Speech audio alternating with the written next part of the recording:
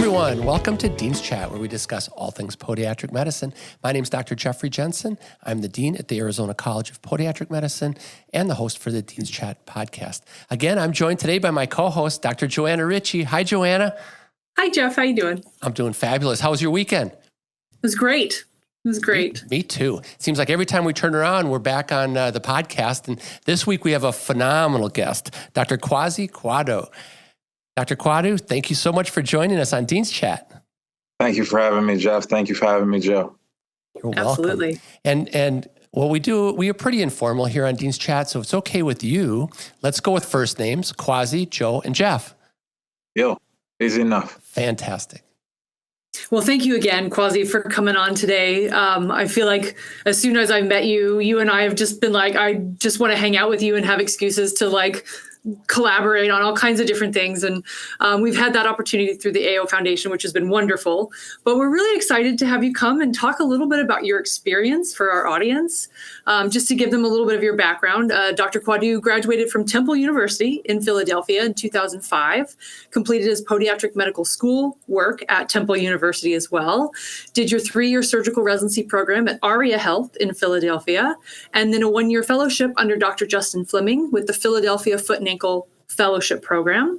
And he currently serves as professor at your alma mater, which is Temple University, in the department chair for the podiatric medical program, as well as the assistant residency director and the director of the Charcot Limb Salvage Center. So lots of different fun things for us to start our chat with today. Thank you so much and welcome to Dean Chat. Oh, thank you for having me so much. I wear so many hats that sometimes I forget them all, but sometimes it's good to just kind of recap and just kind of sit and just kind of think about the things that you offer and the things that you've done. It's important. Absolutely. And everyone has a strength that they can contribute in our profession. And so you have an amazing CV. And so I would love to kind of just start with, tell us a little bit about young version of Kwasi and how did you find out about podiatry and what was your life like?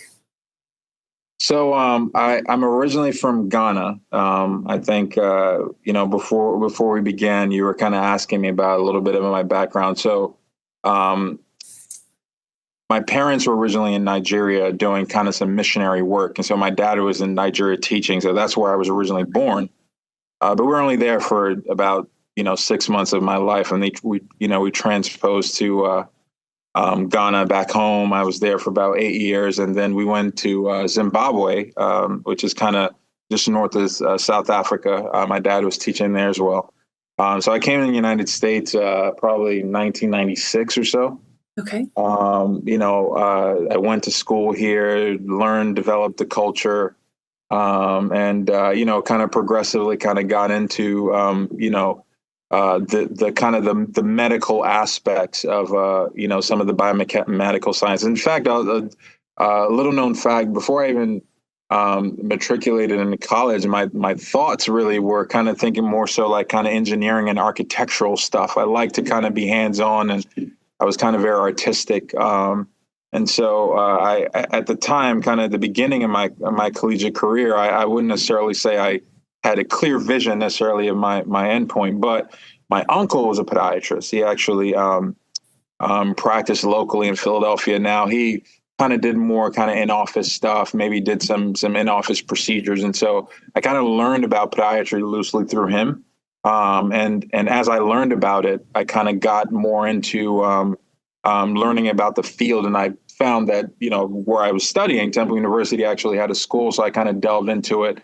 I did an internship program there and learned a little bit more about it. And that's kind of really what started kind of the interest. So that was kind of a young me. I kind of hit the ground running. I was tunnel vision, at the time, way back when we didn't have so many distractors, right? Like I don't even know when Netflix was around. Facebook was just kind of coming out.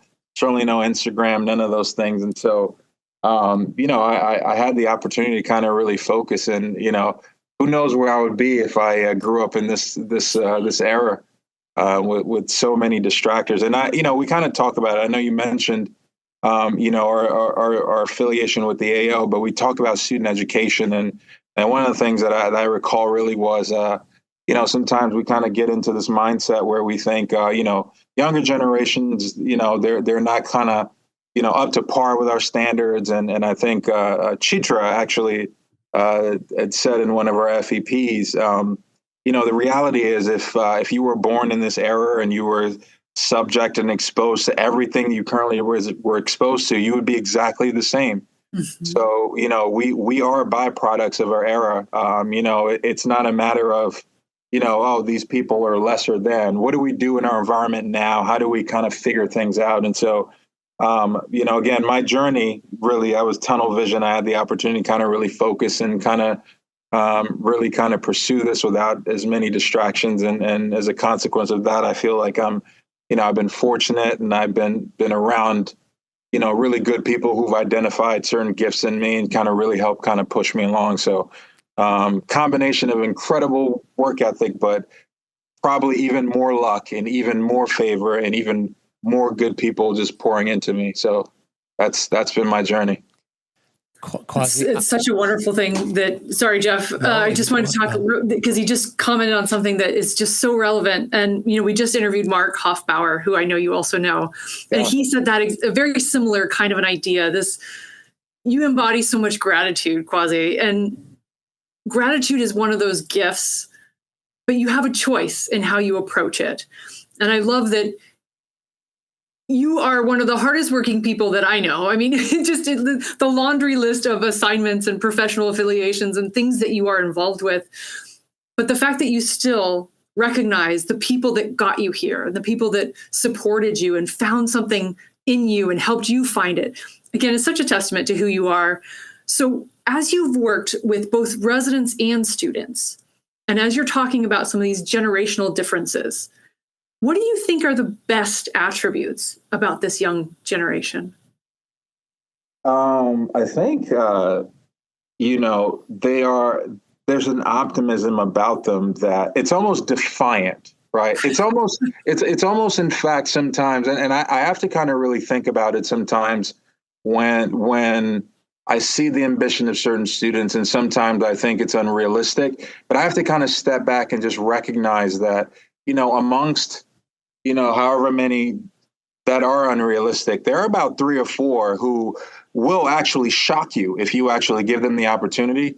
So I think that's a phenomenal attribute that this young generation has that I think sometimes if you don't allow yourself to really understand it, it can be frightening. It can be arrogant, right? It can come across as, you don't know your place. You don't know. You don't really know. But the fact is, maybe we don't know them. Maybe we don't actually know the fire that's within them. We don't actually know who they actually are. And they're actually going to show us things if we kind of allow them. So it's like that fine balance of trying to, just kind of coach people and help them be successful, but also allow, those bombs that are kind of hidden in there, those gems to kind of really, really explode, because it's really in all our interest for their lights to shine and for them to be successful. That's so true, Kwasi, because I've noticed over the years, being a dean, that I've got some students that have an edge to them. And sometimes that edge comes out later in their career as innovation, motivation, drive. They're leaders in the profession. So you're absolutely right. There's diamonds in the rough everywhere. Can I revert back just a little bit? You mentioned twice that your father was a teacher. And so obviously that's in the genes. What did your father teach? My father was a history professor, and he primarily taught it was specifically about, so Seventh-day Adventists is what we originally were. I don't know if I should say this on this is being recorded, but I'm not terribly religious by any stretch of the imagination at this point. My mother hears this, she's gonna, but anyway. We were Seventh-day Adventists, and which essentially we were Christians, but somewhat Orthodox. We kind of believed in, the biblical Sabbath, with this like sunset Friday to sunset Saturday. We avoid pork, all these things. And so that was kind of our history. That was kind of my father's kind of niche.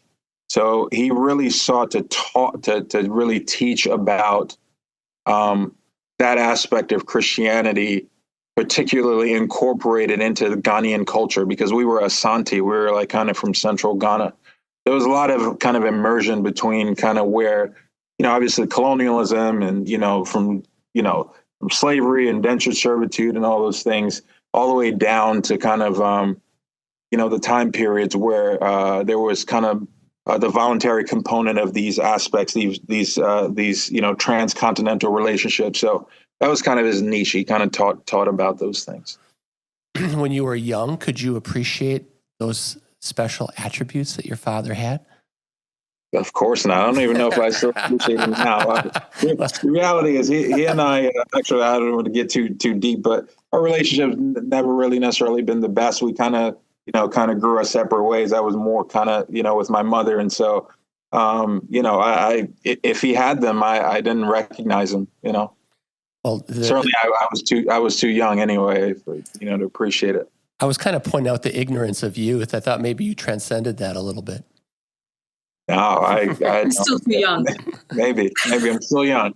I'm still learning. Absolutely. No, I just think that's great that you have teaching in your genes. My mom was a school teacher, and I think all along she would teach us as kids very similar to the way she would treat her students. And sometimes I think that stuff it's not genetic, but it's certainly part of your nurture versus nature, right?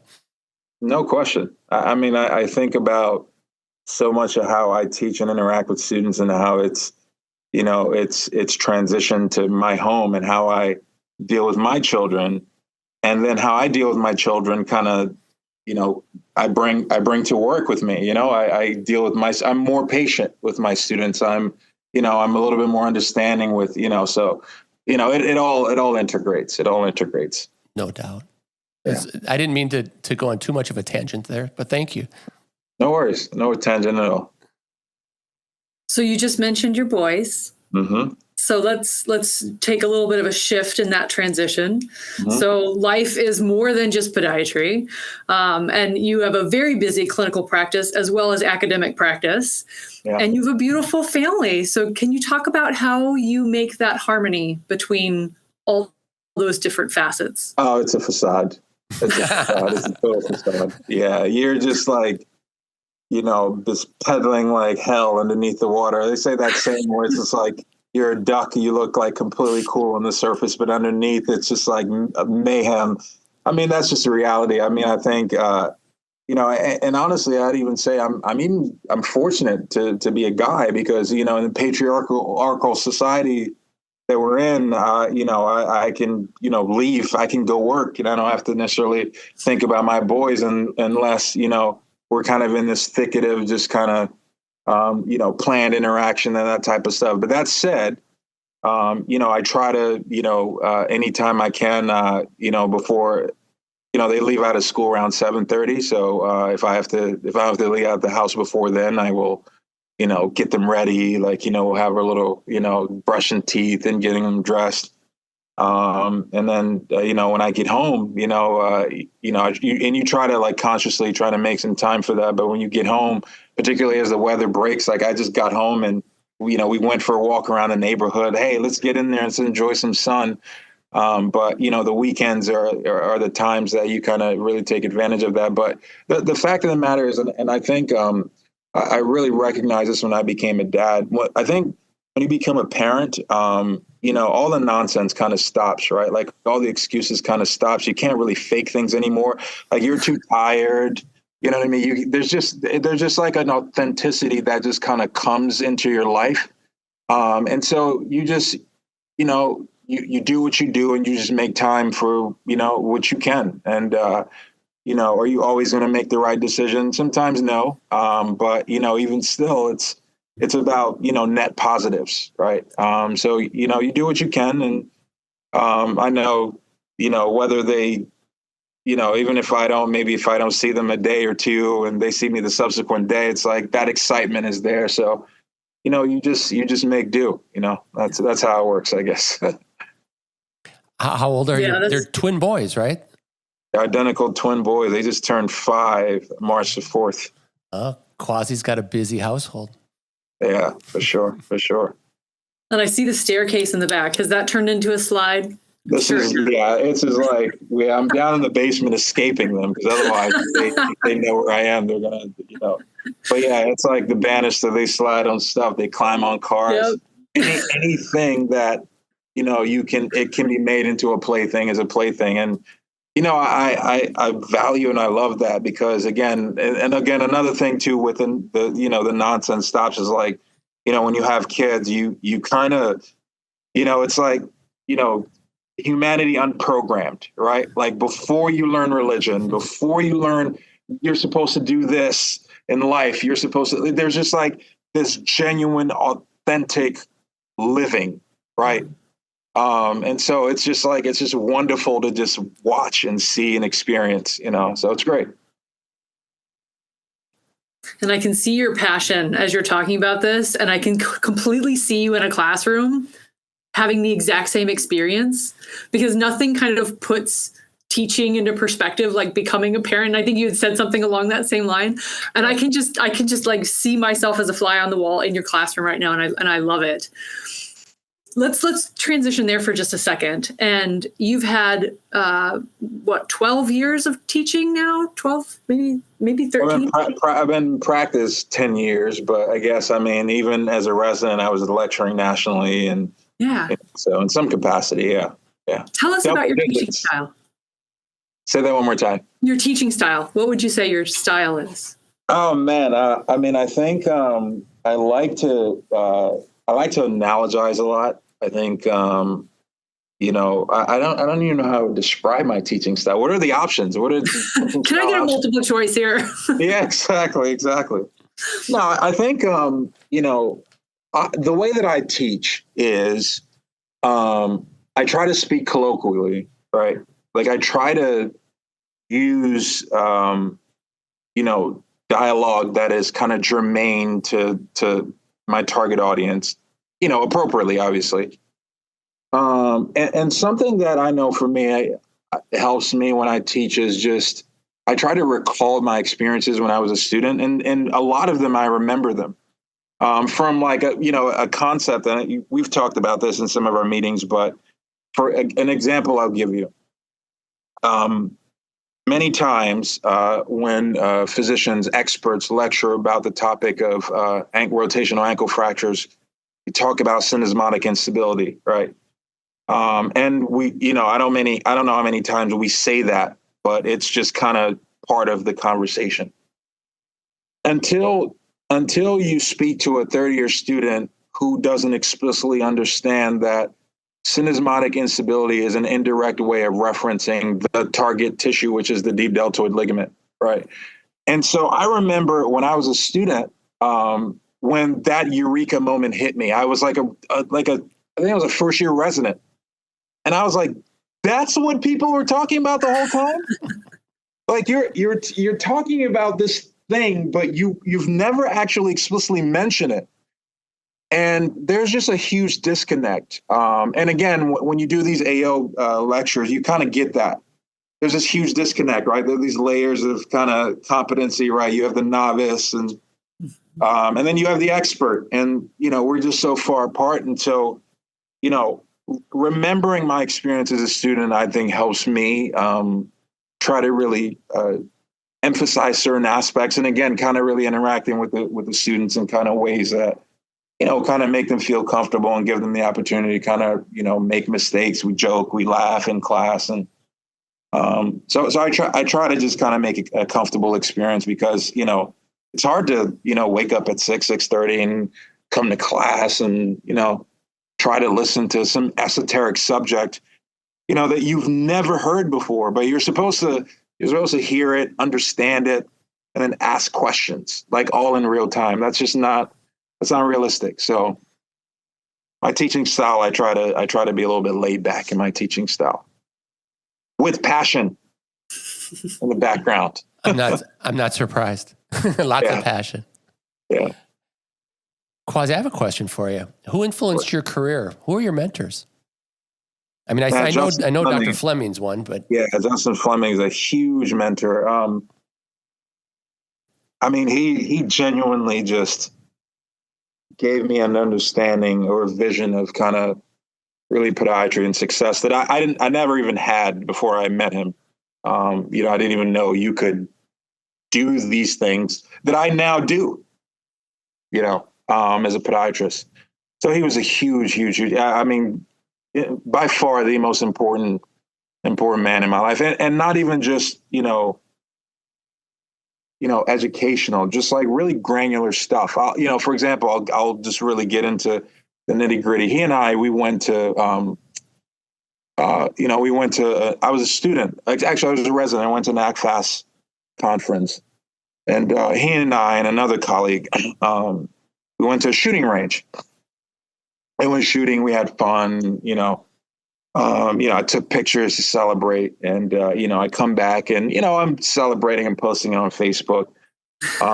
So exactly, Joe, you know where I'm getting at, right? So I get back and one day we have cases and I'm just showing, I show this one person, I show Dr. Flemming, hey, this is the picture of us we took. And he turns and he looks at me and he's like, come with me for a second. And we get up and very privately we go into, and he goes, let me see that. And he looks at it and he says, I don't think you meant anything by it. But you have to understand in this profession, in this world you live in, a Black man just posting a bunch of guns on social media is just not going to help you out. So you just need to understand that. And at that time, like when you think about, frankly, just a white guy saying that to me, I know how uncomfortable it was for him to even broach the idea, right? But that's how much he cared about me, right? So when I tell you, like, Justin Flemming's been a mentor, it's like beyond just like academics. I was finishing residency. I didn't. I think we had like an issue with our tail coverage. He paid it. Just like incredible things that he's just done for my life that, I can't even begin to. List goes on. Another mentor of mine, Jane Pontius.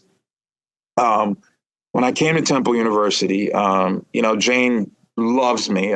She tells me as often as she can how much she loves me. And, when I started there, kind of in the same zeal, you just understand my background, you talk about Joe, my CV, like when I'm focused on getting something done, I'm driven, right? And sometimes it can be intimidating, if you don't know me, or if you don't know me 5 years after I've had kids. Right? So it can be intimidating. And it's not my intent to be intimidating. It's just I'm focused and I have to work this much harder for those same opportunities. So it's when I came to Temple, I kind of had that aura, and Jane had to kind of pull me aside and just kind of really help. Really, it's like emotional intelligence, right? She gave me. Like I had the intelligence, I had the drive, but you have to have emotional intelligence because like all of that exists to collectively allow you to be successful. And then Kieran Mann, another gentleman at the same place. He's just like my grandfather. We talk about basketball, he curses. I never knew he cursed, but he shows me that side of him. So just really, really, really, really incredible people that really just poured into me. I didn't demand it. They just, saw some things in me and thought I would be worth their effort, and they're right. No, that's awesome. Those are great stories. Thank you for sharing them. Yeah. My mouth gets dry when I'm just chugging some Pellegrino here. It's all right. So then I have another question for you. I love that you had talked about one of your things that you love the most about this young generation is their optimism. And I love the stories that you just shared about mentors that made a huge impact on your life. How some of it was the result of difficult feedback. How do you bridge that gap with not squelching optimism?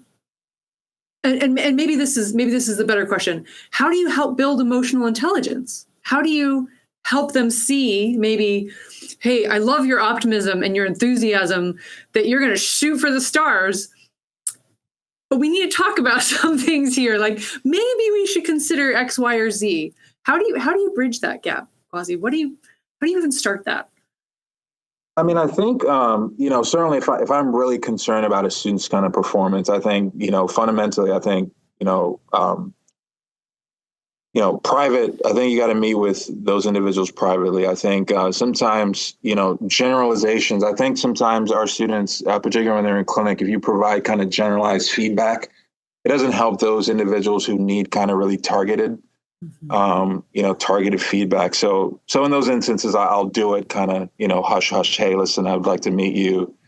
But otherwise, generally, the way I do it is I just try to have dialogue, and I try to really listen to kind of what they're getting at, because a lot of that stuff sometimes, that optimism is really kind of their perspective, like their culture, where they came from, where they grew, everything that's made them who they are now. So, we're all a summation of our parts, and we all arrive at different conclusions. And I think it's important to kind of recognize that and dialogue. Like, hey, tell me why you think of this, right? Tell me why you think this. And then I'll share with you what I think of your idea, and I'll give you an alternative, right? And then I want you to give me feedback on that alternative. Like, I think an interactive process is what really helps people kind of really understand and see whether, maybe they should keep pushing, or maybe they're seeing something they hadn't considered. Because feedback, and I know this because I've done it. But and it's the same way when I tell you it's about kind of my background. I'm an individual who, like, I just want to, like, I don't care what good I do. I want to know the bad stuff. Like, I want to know where I can tidy up. Don't shower me with praises. That does nothing for me. Where can I, right? That's me. And then there are people who, if you do that to over and over and over, like, it tears them down. It messes with their confidence.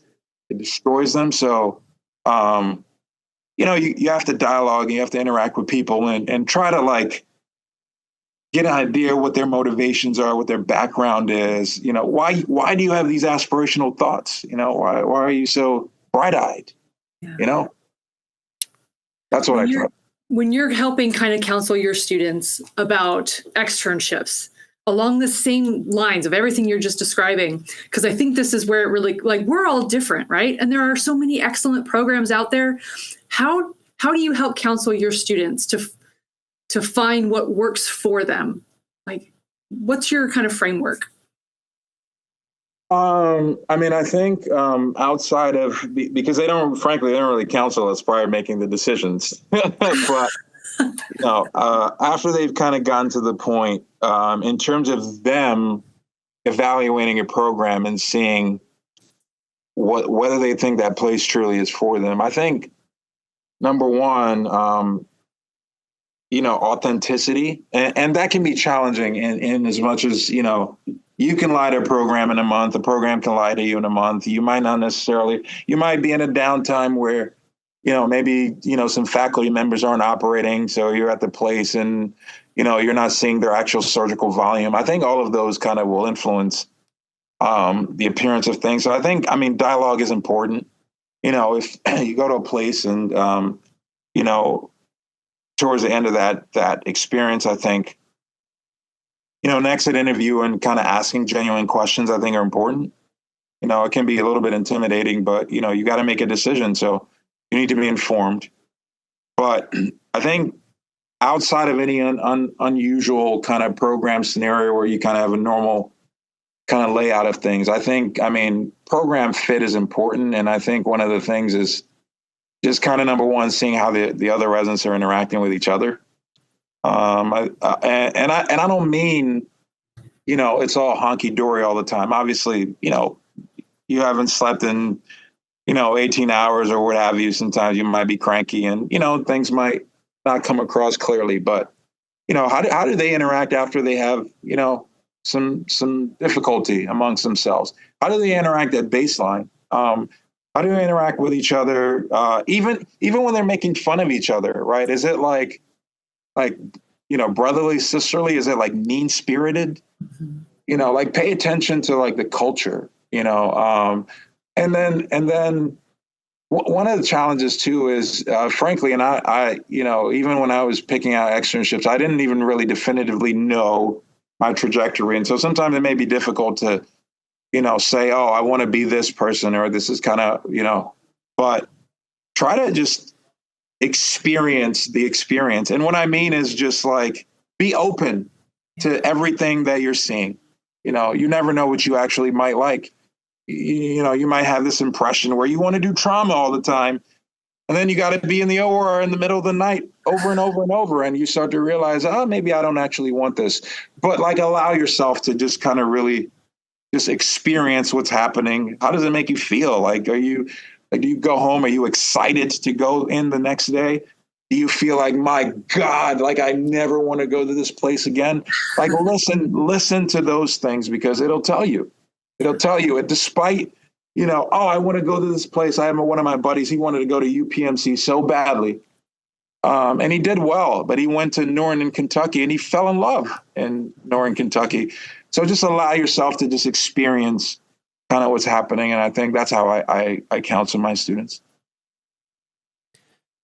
Kwasi, you are the assistant residency director at your program. Sir. Yeah. What challenges have you noted since COVID? I know that the academic world was kind of turned on its head a little bit. There's a lot of good things that came from it, but there's some not so good things. Well, how about that residency experience? How was it affected by COVID, and what did you do to kind of rectify those situations? Yeah, I mean, I think, that's across the board. I think it affected a lot of, you could see, I think, we largely, while, certainly there are some elements of, our profession that, aren't necessarily, there's a huge surgical aspect to our training. And I mean, surgery is surgery. You got to get in the operating room. You got to do surgery. There's just nothing. You can wear VR goggles and do all of these things. You got to get in the OR. You got to touch tissue. You just have to.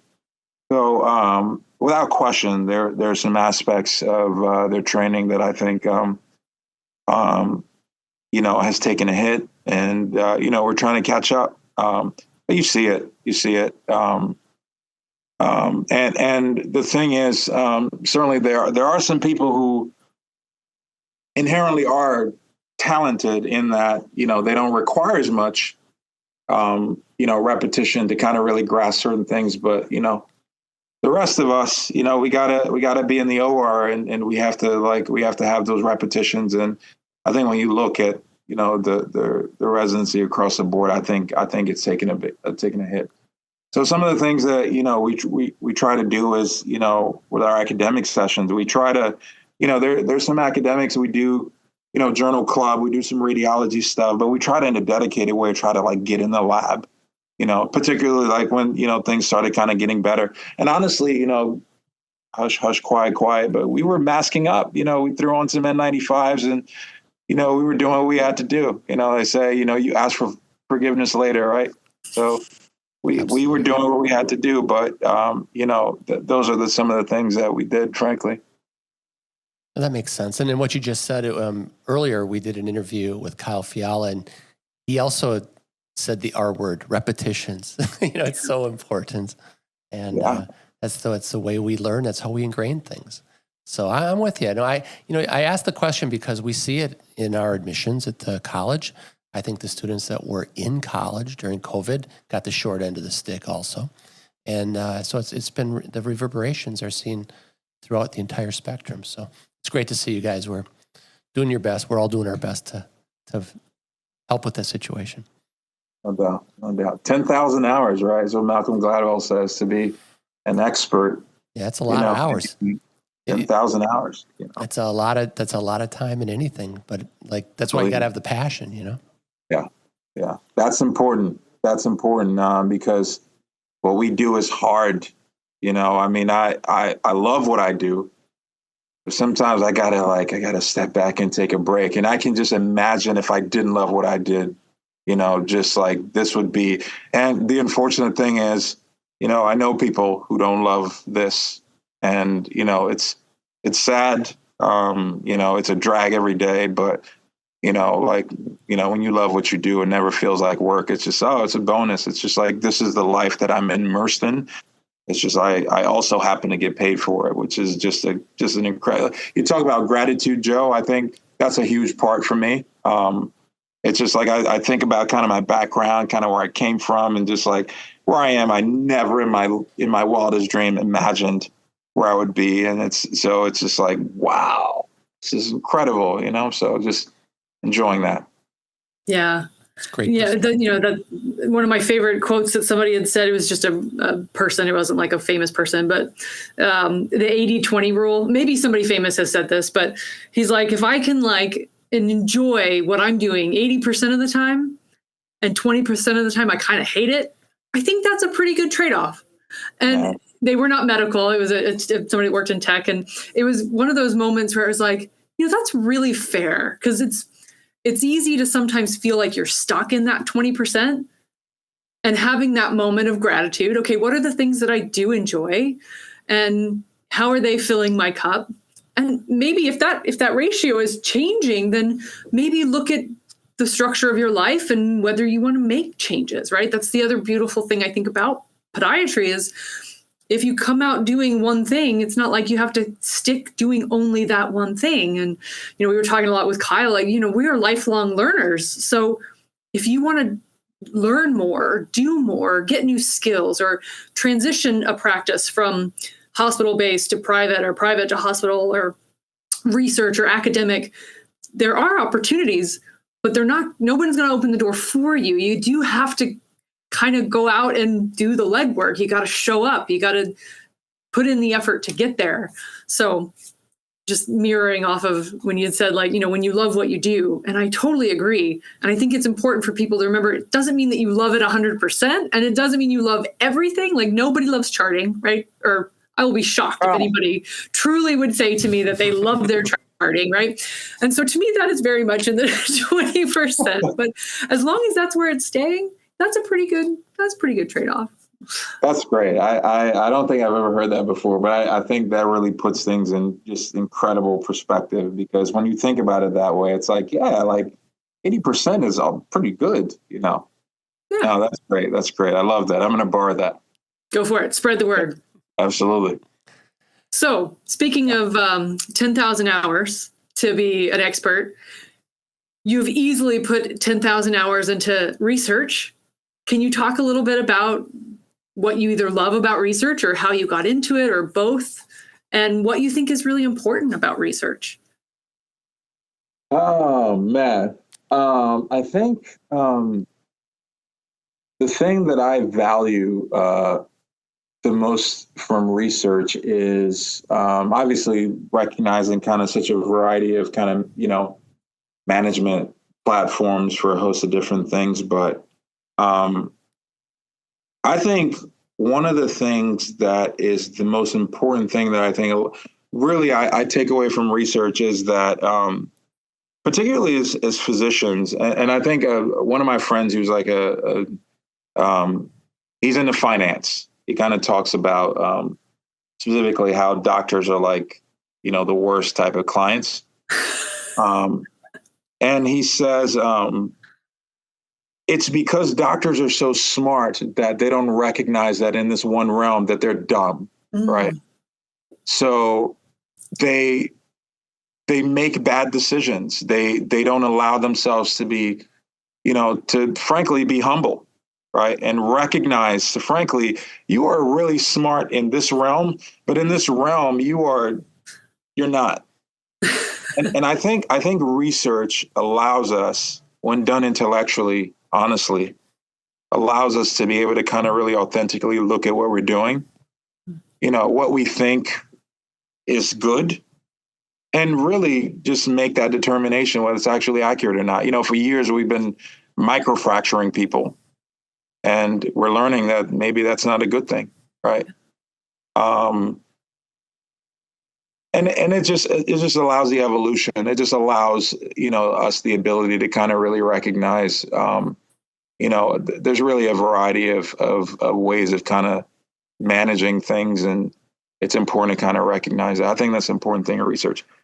Oh man, what do I love about it? I think that, and the important thing and what do I love about it, I probably goes hand in hand. What do I hate about it? I mean, obviously is the logistics, the grind, right? Like the nitty gritty and just like those aspects of it, because like, intellectually, kind of, where, you want to take the information and the data gathering, excuse me, data gathering. But at some point, you just got to collectively make sense of it all. And then, one really aspect that I really hate about it, that I shouldn't, because it's peer reviewed and that's the intent, is sometimes you get just like, you submit an article and you get people give you feedback and it's just like, what are you talking about?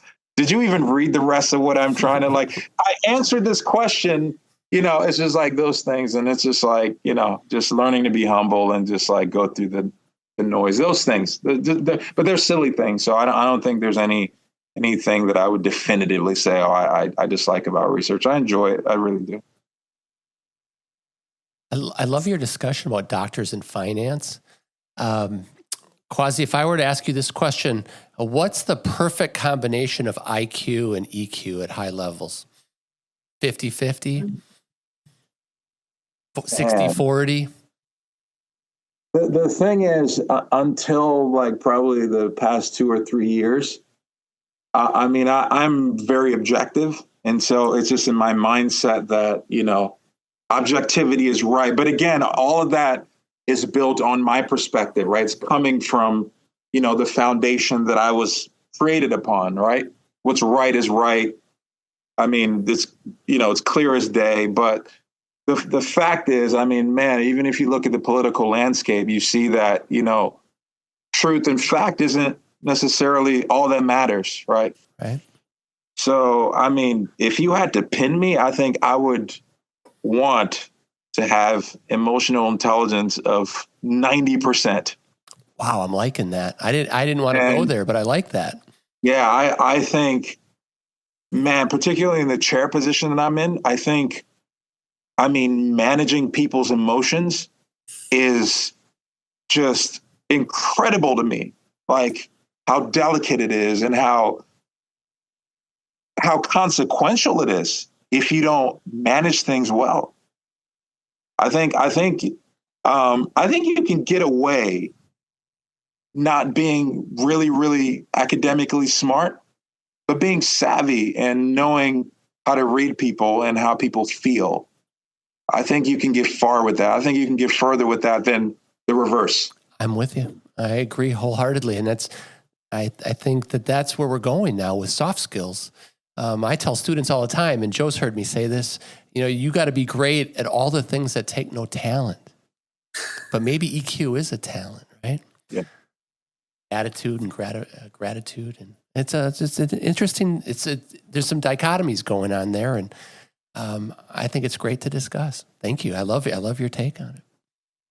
Yeah. If you ask the younger me, you were talking about the younger Kwasi. If you ask the younger me, it was all about, the IQ. That's just all you see. Grades, people successful, people lecturing in front of you. They're so smart. And then, you look outside and it's just like, their lives are falling apart. Right. And it's just like, so emotional intelligence, I think is where it's at. The ability to get a similar vision and consensus and buy-in and work as a team together, because the whole's always greater than the sum of its parts. I think it takes a lot of EQ. So yeah, no doubt. Sure, for sure. So what do you do when you're not contemplating like intelligence and emotional quotients? Man, my boys, man. Right my on. Boys, what do you guys like to do together? Man, my boys are just so much fun. They're like rough. And, they like to go to the playground and, jump on stuff that they shouldn't be. Like we go to this like trampoline park that's near us. It's called Urban Air. I just like to get them physically doing stuff. And again, really like, as I kind of alluded to, like my dad and I not really having kind of the greatest necessarily relationship. for me, whatever deficits I have from it, because I mean, without question, I mean, if you're missing something, whether you know it or not. I think for me, I look at my boys as kind of really almost like a second opportunity for myself, right? Like I look at them like they're me, and what I would like this really cool guy to be doing with me and like telling me and, sharing with me about the world, because, I don't know anything, but I'm bright eyed and, I do want to, not stumble, but I do want to make sure that I'm durable when you're not around, right? Because you're not always going to be around. So that's just kind of like my, I listen to all these podcasts on like parenting when I drive. And it's been interesting because again, I didn't really necessarily have like, clear direction myself, but again, that's not an excuse, right? You can't just be like, oh, I didn't have this. So, what are you going to do about things now? Right. So, for me, it's like, but they're so, and they're not fun because they're mine. Like they legitimately are like cool. They're funny. Like they are like, they're cool. They're cool kids. They're cool kids. They're like the kids at like their school. Like everybody's like, oh, Case and Caden. They're cool kids. That's awesome. So it helps. It makes it very, because twins you'd imagine are tough. Absolutely. There's a lot of competition going on under the, even though you don't realize it, I imagine. Yeah. Yeah. Well, even just everything always happens twice, like simultaneously twice. And anyone that I've ever met that has twins, I'm like, you guys are amazing sets of parents to have to just all of the things. It's hard with one. And then in my head, it's not like, well, if you double it, then it just kind of gets a little easier because 2 is easier. Nope. It's like exponentially harder because now you have 2 going through everything at the same time. No, 1 plus 1 does not equal 2. It's like 1 plus 1 equals like 5 for sure. Right. That feels. So Kwasi, we're running a little short on time. I have one more question for you. Sure. I don't know if you participate in interviews for Temple, but what would you tell a undergraduate student interested in the health professions that's considering podiatric medicine? I do. My schedule's changed recently, so actually I'm not doing it as much, but I have over the past 9 years. I think, the thing that I would say is, I think for me, again, thinking my background where I am, I how can I not say like podiatry is amazing, right? It's given me things that just never in my life, right? The podiatry is incredible. That said, though, it's not incredible for everybody. And there are a host of factors that go into why it's not the case for everyone. But I think the thing that's important, I would tell students, is kind of recognize that it's really a good opportunity if it is something that you think really might interest you. And I think it would interest a lot more people than probably people give the opportunity to. Again, when I think about what I do now, is never what I thought podiatry was. That said, that's just, a small kind of microscopic picture of my life, right? It's not the case for every single one. So I think I recognize it's an incredible opportunity, but there's a lot of work that you got to put into it, like with anything, to kind of get what you want. But it is a really great opportunity to kind of really, really live a life that I think is just not boring, whether or not you're even involved in academia in a formal way, you teach your patients, right? You teach your medical staff, right? So you are teaching, you're tackling some kind of cool things. And again, depends on exactly kind of ultimately where you, the zenith or your expectations or whatever you ultimately imagine for your career is. Personally for me, I think about the fact that, I'll be 40 later this year. And I have, 2 5-year-olds, and I can get up and play with them. And it's a thoughtless thing. I don't imagine, But I've treated patients who are younger than me who have come to me and have literally said like their goals for having surgery literally so they can play with their kids, right? And it's like, man, like, you know, you hear that in a way that, I mean, certainly, you know, as a parent, I think it's a little bit more granular. It's a little bit more powerful to hear because it's like, imagine if I couldn't do that, you know, the quality of my kids' experience, how I would enjoy being a father, you know, not even in a selfish way, but genuinely, like there are things that I would like to do. So I think I just, the way, what I would tell an undergraduate student is it's an incredible opportunity. You got to really work for it though. But it's really a good opportunity, and you're going to be in a career that you will not regret that you're in. Very well said. Joe. I think that was a beautiful conclusion. Absolutely. Kwasi, I can't tell you how much we appreciate you taking time away from your family at the end of a long day. This is minimal, but we're going to send you one of these cool Dean's Chat cups to help get you through the day with a little caffeine. And, no worries. Thank you. And Thank you. We're grateful that you joined us. And I think people are going to be listening to this podcast on their way to work and enjoying it. So imagine. Well done. As always, to our listeners, we always appreciate you listening on Spotify or Apple Podcasts. Please give us a 5-star rating. And if you're on YouTube, and that's really where we get probably 5-to-1 or 6-to-1 of our views and listens is on YouTube, please become a subscriber. We're getting close to 100 episodes, Joe. We're getting there. Yeah. You know? So people enjoy Dean's Chat, and the reason they enjoy it, Kwasi, is because we've got great guests like you. And thank you so much. And until next week, cheers, everyone. My goodness. Thank you. Thank you. Bye.